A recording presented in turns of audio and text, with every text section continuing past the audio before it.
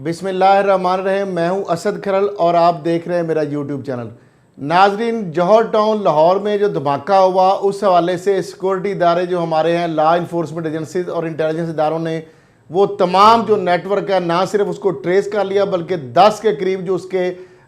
तमाम जो नेटवर्क के अरकान हैं उनको गिरफ़्तार कर लिया गया, जिसमें खातून भी शामिल है। और इन जो नेटवर्कर पकड़ा गया है इसका किन गैर मुल्की इंटेलिजेंस एजेंसियों से रब्ता है यानी तल्लक है या किस मुल्क जो है इस कार्रवाई के अंदर मुलव्वस है, इस हवाले से भी हमारे इदारों ने सुराग लगा लिया। अब तक की जो तहकीकात है उसके मुताबिक ये जो कॉन्स्पिरेसी है इसके अंदर मरकज़ी किरदार है पाकिस्तान के जो अजली दुश्मन है भारत, उसकी एजेंसी रा, और साथ कोलैबोरेशन है अफ़गानिस्तान की इंटेलिजेंस इदारा NDS। अब ये दो जो इदारे हैं इनका आपस में कोलैबोरेशन था और इस हवाले से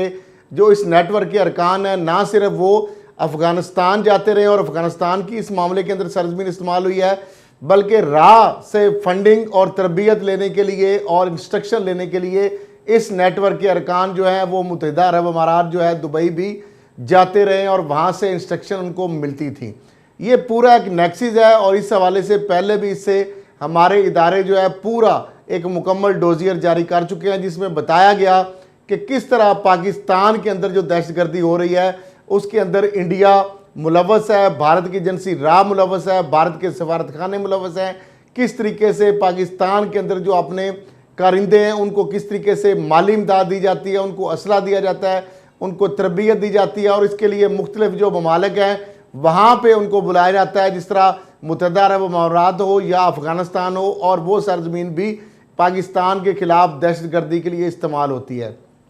अब दोबारा ये जो मामला है 16 घंटे के अंदर जो तमाम ये चीज़ें ट्रेस कर ली गई और तकरीबन 72 घंटे के अंदर ये लोग जो है इनको गिरफ़्तार भी कर लिया गया। एक मुलज़म जो है उसको रावलपिंडी से गिरफ़्तार किया गया और ये नेटवर्क जो था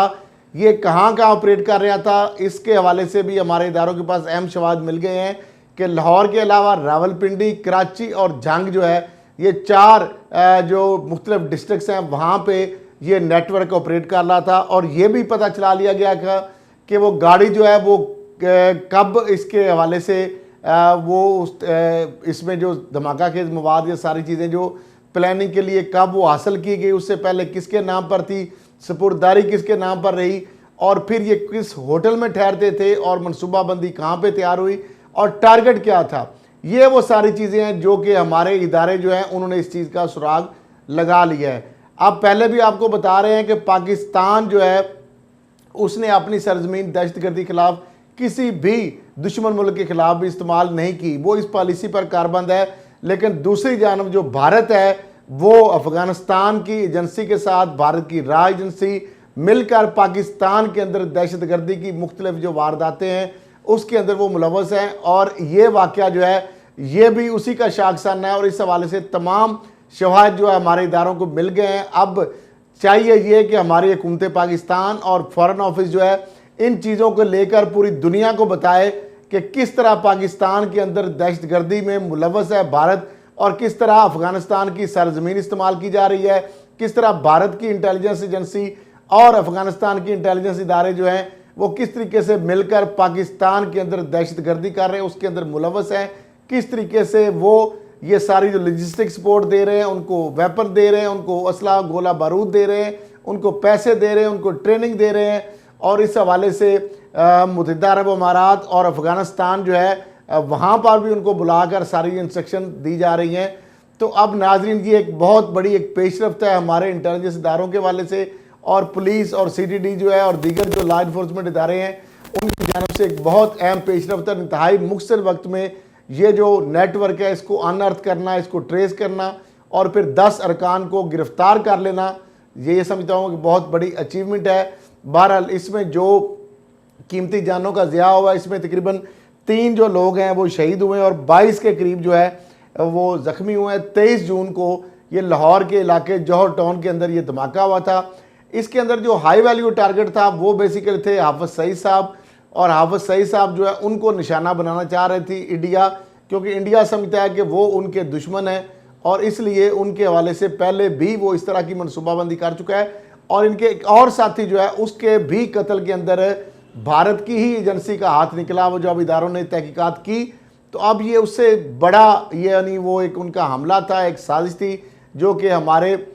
इदारों ने उसको नाकाम बनाया। पूरी तरह वो अपने टारगेट तक नहीं पहुंच सके क्योंकि वहाँ पे एक पिकेट थी पुलिस की और उस वजह से उस गाड़ी को आगे नहीं जाने दिया गया। गाड़ी ये किस तरह बाबू साबू से आई, एंटर हुई और किस तरह वहाँ जैवकुआ पर पहुँची, ये सारी जो फुटेज हैं वो भी इदारों के पास आ गई हैं। और इस हवाले से इसी बुनियाद पर आगे जब ये चीज़ें पीछे प्रोब की गई तो फिर पता चला कि वो कौन सा वो शख्स था, सजाद कौन था, जो दूसरा बंदा जो था वो कौन था, और फिर उनके साथ एक किरण नामी जो खातून थी, फिर डेविड पाल था वो, और जब वो कराची जा रहा था लाहौर एयरपोर्ट से उसको भी ऑफलोड कर दिया गया। तो मामला ये है कि ये वो सारी चीज़ें हैं जो हमारे इदारों की बर वक्त कार्रवाई से, हमारे इदारों की कोऑर्डिनेशन से ये एक बड़ा जो नेटवर्क है उसको अनर्थ किया गया है। तो मैं समझता हूँ ये पाकिस्तान के इदारों की एक बहुत बड़ी कामयाबी है, क्योंकि मुल्क दुश्मन जब अनासर या एजेंसी इस तरह की कार्रवाई करते हैं तो वो नॉर्मली फुटप्रिंट नहीं छोड़ते, उसके बावजूद